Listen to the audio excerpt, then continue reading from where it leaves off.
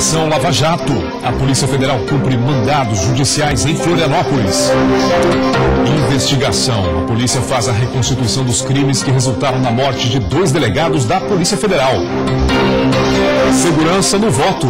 Eleitores do interior do estado são chamados para o cadastramento da biometria. E está valendo a lei que garante desconto para pagamentos à vista, já está em vigor.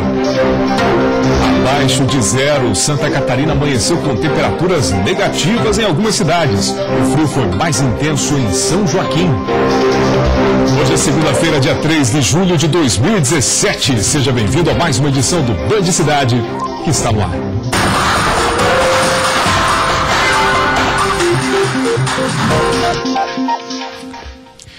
Olá, boa noite para você. A Polícia Federal de Florianópolis participou na manhã desta segunda-feira de uma nova fase da Operação Lava Jato, com o cumprimento de mandados judiciais aqui na capital.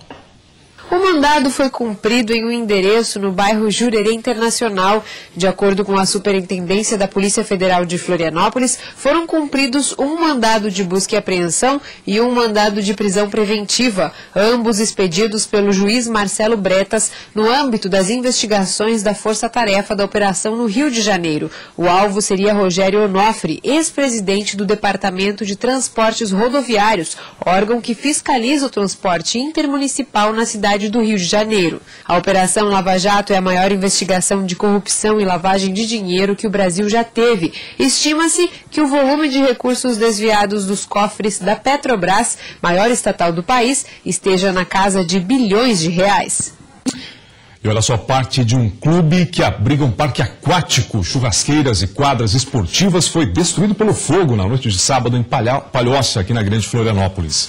De acordo com o Corpo de Bombeiros, o incêndio começou às 21 horas e foi controlado 1 hora depois. Os bombeiros usaram cerca de 8 mil litros de água para apagar as chamas, que destruíram uma área de 250 metros quadrados. Uma perícia deve apontar as causas do início do fogo. Ninguém ficou ferido. E a Justiça de Joinville, no norte do estado, revogou nesta segunda-feira a interdição do presídio regional do município.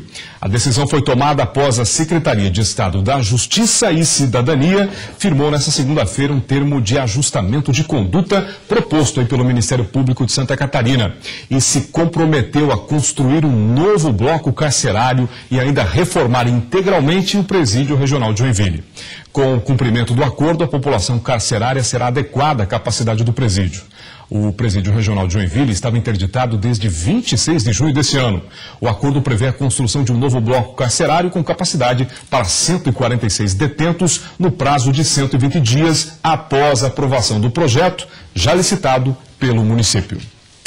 E técnicos do Instituto Geral de Perícias de Florianópolis realizaram a reconstituição simulada do tiroteio, onde foram mortos 2 delegados da Polícia Federal em Florianópolis. O caso ocorreu na madrugada do dia 31 de maio numa casa de prostituição do bairro Estreito, no Continente. No tiroteio, Adriano Antônio Soares, de 47 anos, e Elias Escobar, de 60, acabaram mortos.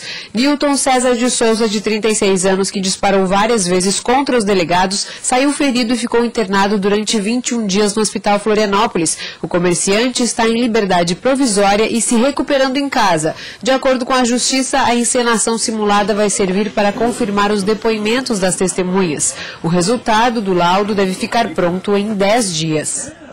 E 2 homens morreram vítimas de acidente de trabalho no sul catarinense. Em Treviso, um mineiro foi atingido por uma máquina transportadora de carvão no subsolo da mina Fontanella.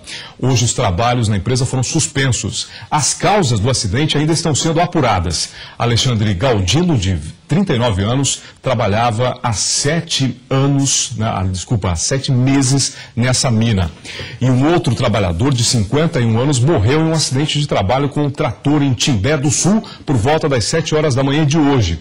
Ele foi encontrado morto pela Polícia Militar debaixo do rodado de ferro da máquina agrícola. A polícia ainda investiga as causas deste acidente. E o fim de semana foi violento no oeste catarinense. As informações com a repórter Elisandra Vissotto. Em Chapecó, um homem que não teve a identidade divulgada morreu após ser agredido por vários golpes de faca. De acordo com a polícia militar, estavam sinais de embriaguez. Já em Xaxim, a PM registrou 2 homicídios. O primeiro foi no bairro Santa Terezinha. Claudemir Alves Casemiro, de 38 anos, se envolveu em uma briga com outras 2 pessoas e foi atingido por golpes de faca e um disparo de arma de fogo. Ele não resistiu aos ferimentos e morreu no local. O segundo caso foi registrado na madrugada desta segunda-feira, na linha Florindo Fole. Claudiomiro Ribeiro, de 46 anos, foi morto por vários disparos de arma de fogo. A Polícia Civil está investigando esses casos aqui no oeste do estado. Elisandra Vissoto, de Chapecó.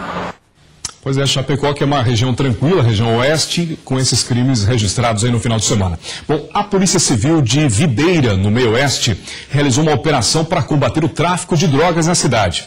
12 pessoas foram presas, entre elas 3 adolescentes levados e conduzidos para a delegacia. Ao todo, 7 pessoas ficaram detidas. Não é de hoje que o tráfico de drogas vem ganhando as ruas de Videira. No último fim de semana, uma operação realizada pela Divisão de Investigação Criminal, a DIC, em alguns bairros da cidade, resultou na apreensão de 8 quilos de drogas, entorpecentes, armas de fogo, celulares, dinheiro e 12 pessoas, sendo 3 adolescentes, foram conduzidas à central de polícia. Destas, 7 foram detidas. Fizemos os levantamentos dos possíveis pontos de venda de drogas e conseguimos solicitar a busca domiciliar pelo Poder Judiciário. Em alguns pontos, a venda de maconha era comercializada abaixo do preço para fomentar a clientela. Pessoas oriundas da cidade de Porto União, União da Vitória, ali na divisa do estado, que eles estariam tentando angariar uma clientela e estavam vendendo a maconha abaixo do preço de mercado.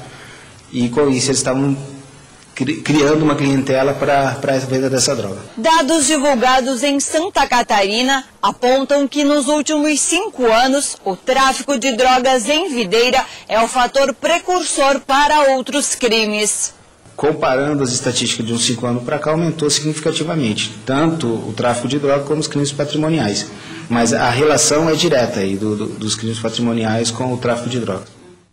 Bom, depois de tantas notícias ruins, agora vamos para uma notícia boa. Já está em vigor a lei que regulamenta a diferença de preços entre produtos pagos a prazo e à vista. A expectativa é que os estabelecimentos reduzam o valor do produto para pagamentos em dinheiro. Já era um costume de muitos consumidores, quando chegavam às lojas com dinheiro na mão, perguntar: tem desconto à vista? Quando eu compro no comércio, a gente pede comprar à vista, então eles dão um descontozinho, né? Às vezes é a mínima coisa, né? Mas eles dão. Sim, pedia com dinheiro na mão, já um descontinho. Pois é, só que antes de a lei ser sancionada, vender o mesmo produto por preços diferentes de acordo com a forma de pagamento era proibido. Agora, diferenciar os preços, dando um desconto aos pagamentos à vista em dinheiro em relação aos pagamentos a prazo, é uma prática regularizada, desde que a diferença seja informada de forma visível. Isso vai facilitar a venda e vai facilitar para o consumidor, que muitas vezes ele está com o dinheiro na mão e ele não tinha nenhuma vantagem para pagar com o dinheiro. Ele acabava muitas vezes optando por pagar pelo cartão, que ele só iria pagar a fatura em média 30 dias depois. Como comerciantes pagam em média de 1,5% a 3,5% de taxas nas vendas por cartão de crédito e não podia haver diferença no preço de quem comprava à vista, esse valor era repassado, tanto para quem comprava no cartão quanto para quem pagava em dinheiro. Os lojistas já estão sentindo a diferença no comportamento dos clientes nos últimos dias. Balanço hoje, o pessoal já está comprando mais à vista, porque o pessoal não está esperando por cartão para estar pagando taxa, né? Então o pessoal já está pagando mais à vista para poder se livrar o quanto antes da dívida. A intenção com a nova lei é que as lojas reduzam ainda mais o preço dos produtos à vista. Mas é importante ficar atento, consumidor, para que algumas lojas não aumentem o preço do cartão e aí mantenham a vista inalterado, dando aquela falsa ilusão de desconto. Teoricamente, essa lei foi feita para que seja dado o desconto e não a majoração de preços e repasse de taxas administrativas, de cartão ou qualquer outra coisa para o consumidor. Por isso, somente com o nosso maior fiscal, o consumidor, é que a gente vai poder apurar se esses preços estão sendo descontados ou majorados. A loja que não informar devidamente a diferença no preço dos produtos de acordo com o pagamento está sujeita a multas. Segundo a Câmara dos Lojistas, a nova lei só tem vantagens para consumidor e comerciante, e não há expectativa de que aconteçam fraudes. Eu não acredito nisso. Numa situação que o país está passando em função da política econômica, nenhum lojista tem pensamento de aumentar preço, muito pelo contrário.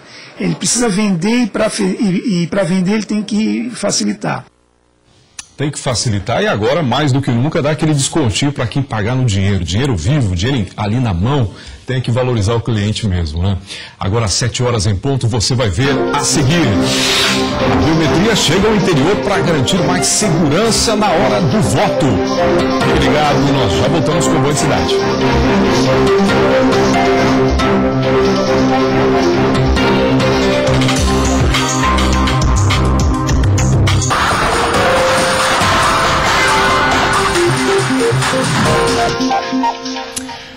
O Band Cidade está de volta e para falar que micro e pequenos empresários de todo o estado estiveram reunidos no fim de semana aqui na capital para debater a reforma trabalhista e trocar experiências e capacitação. Foi durante o Congresso Catarinense de Micro e Pequenas Empresas e Empreendedores Individuais.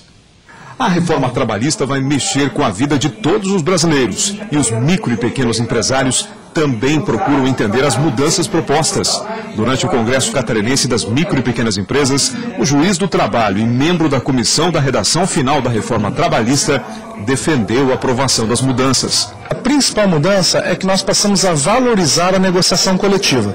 Não é verdade que o trabalhador vai negociar direto com o patrão. Não, são os sindicatos que vão negociar, como já fazem hoje. Só que vai ter mais força isso. E por quê? Porque uma lei, por melhor que seja, não consegue atender as mais diferentes profissões espalhadas nesse país que é tão grande, heterogêneo e complexo. E a convenção coletiva dos sindicatos é que vai amparar os direitos e o aquecimento do mercado para preservar empregos e botar mais dinheiro no bolso do trabalhador. O juiz também rebateu as críticas de que a reforma trabalhista irá prejudicar o trabalhador.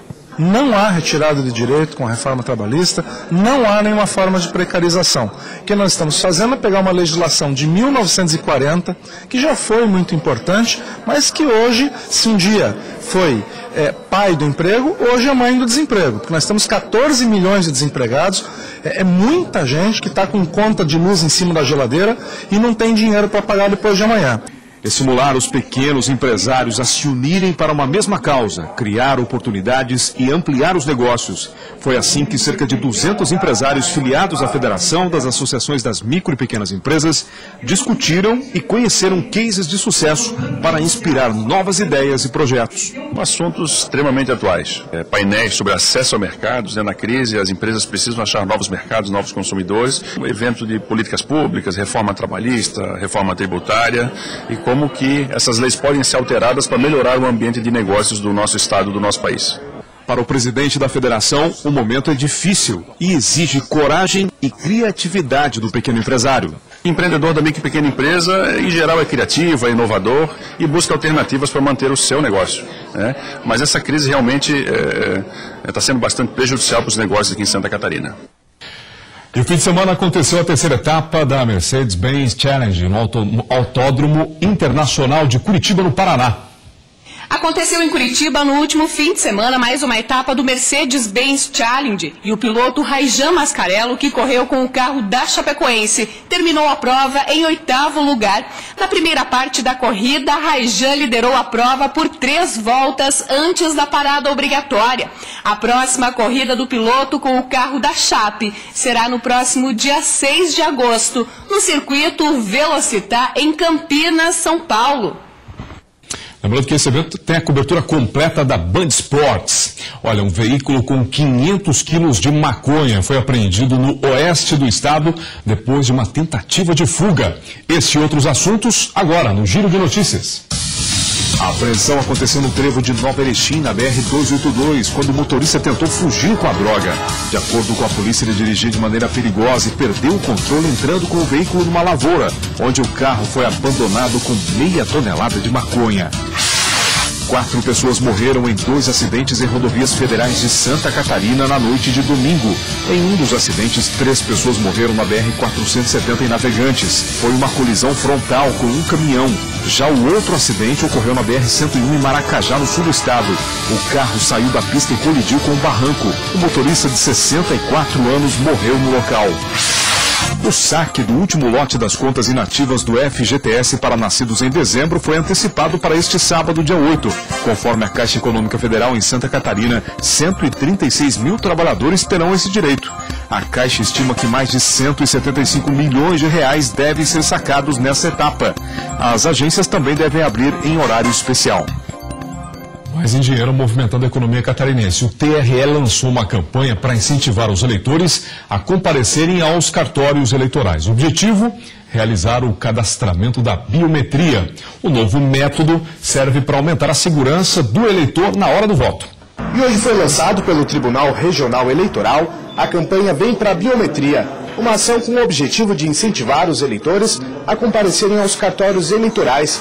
O seu Enedino ouviu no rádio e já se antecipou para realizar o cadastramento da biometria. Nós brasileiros temos a tradição de chegar sempre para a última hora e para evitar que tudo isso aconteça, a gente vem com antecedência e fica livre de todo esse transtorno que ocasiona uma fila sempre. A biometria não é um substituto do título de eleitor. Ele tem como objetivo aumentar ainda mais a segurança do voto. O seu Enedino acredita que é uma ação importante e convida outros eleitores a se cadastrar o quanto antes. É bom se antecipar, vale a pena. Aqui em Lages são mais de 120 mil eleitores. O cartório eleitoral daqui tem sido assim nos últimos dias, bastante movimentado. O eleitor que quiser fazer o cadastramento da biometria precisa trazer a carteira de identidade, o comprovante de residência e também um título de eleitor antigo. A expectativa é que os eleitores, agora aproveitando que o cadastramento biométrico ele foi estendido a todo o Estado, compareçam o quanto antes aos cartórios, façam esse cadastramento e possam então votar com a identificação biométrica, que é muito mais segura, né, e terá benefício para o pleito eleitoral. Em 40 municípios é necessário comparecer ao cartório eleitoral. Nos demais locais, o cadastramento será oferecido, mas não será obrigatório. É importante para o país também, haverão muitos benefícios no futuro com esse documento único e o cidadão também exerce o seu voto desse registro. Olha, mais importante que a biometria, que é um avanço tecnológico que faz do Brasil uma referência mundial no processo eleitoral, é preciso discutir, debater e também amadurecer a ideia do voto facultativo. Ou seja, a liberdade para o cidadão escolher se quer ou não votar. Já se foi o tempo da imposição, vivemos na era da liberdade de escolhas. Portanto, forçar alguém a votar ou se justificar por não ter votado é um método fracassado de imposição. Ainda mais nesses tempos de política sem credibilidade. Que vá à urna o eleitor que está decidido e comprometido com o voto. Se não quer votar em ninguém, não o obriguem a sair de casa. Quem sabe assim, com o direito de escolha, os eleitores comecem a enxergar com outros olhos o da liberdade e não o da obrigação. Você vai ver a seguir, Santa Catarina amanheceu com temperaturas negativas em algumas cidades. Nessa segunda-feira, as temperaturas foram abaixo de zero. Os detalhes depois do intervalo, a gente volta já já.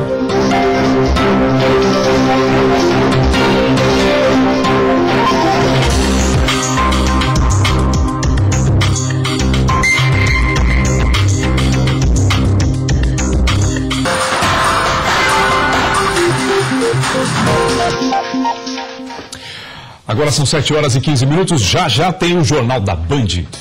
Em visita a Santa Catarina, o diretor-geral do Departamento Nacional de Infraestrutura e Transportes conferiu de perto a situação das rodovias no oeste do estado e também participou de reuniões com lideranças.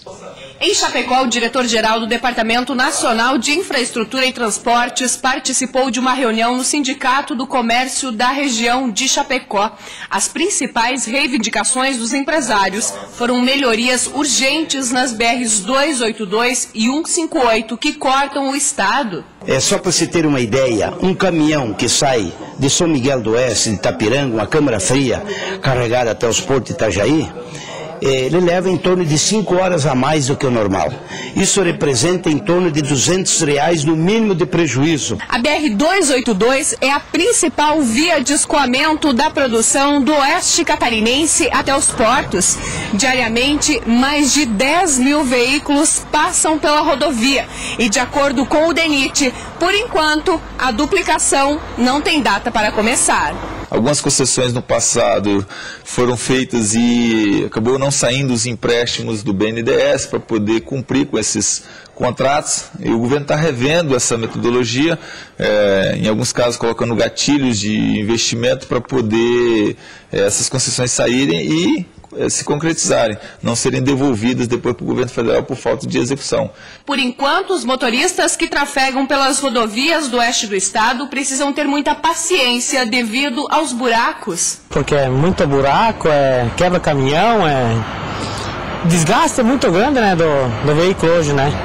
De Ponte Serrada até Chapecó, a rodovia já está recebendo melhorias como terceiras faixas, novos trevos e sinalizações, mas por causa de problemas com a empresa que estava executando a obra, os trechos de Chapecó a São Miguel do Oeste não têm previsão de retomar os trabalhos. O que está sendo feito no restante dos trechos, a gente sabe que ele é paliativo, mas nós temos que buscar, o principal desafio é iniciar esse contrato. Bom, e ainda falando em rodovias, a SC 135 entre Videira e Tangará está em fase de finalização da revitalização. Serão 22 quilômetros e mais de 70 milhões de reais em investimentos. Quem passa pela SC 135 percebe a diferença no trecho entre Videira e Tangará que está sendo revitalizado. Um custo de mais de 700 milhões investidos pelo governo do estado pelo programa Pacto por Santa Catarina. Bom, esse trecho foi totalmente revitalizado, ampliadas as pistas também. Em muitos locais houve o corte das curvas existentes, que eram umas curvas muito fechadas. Então é uma obra muito boa, inclusive acho que ela diminuiu em torno de 2 quilômetros. O tráfego de veículos pesados aqui na SC 135 é intenso. Por muito tempo a população exigia melhorias e não era ouvida. Agora, com a revitalização dos 22 quilômetros, irá gerar mais segurança. O novo trecho contempla uma terceira pista, o que facilita o tráfego na SC.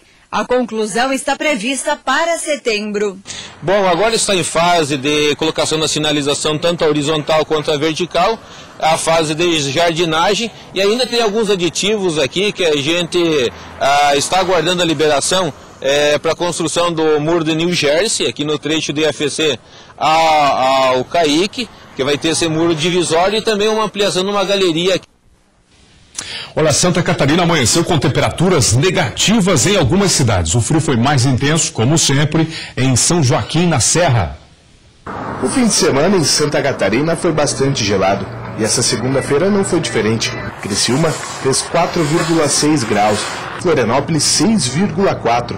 E na Serra Catarinense, a geada apareceu novamente. Nessas imagens, você pode ver como amanheceu São Joaquim, uma das cidades mais frias do país.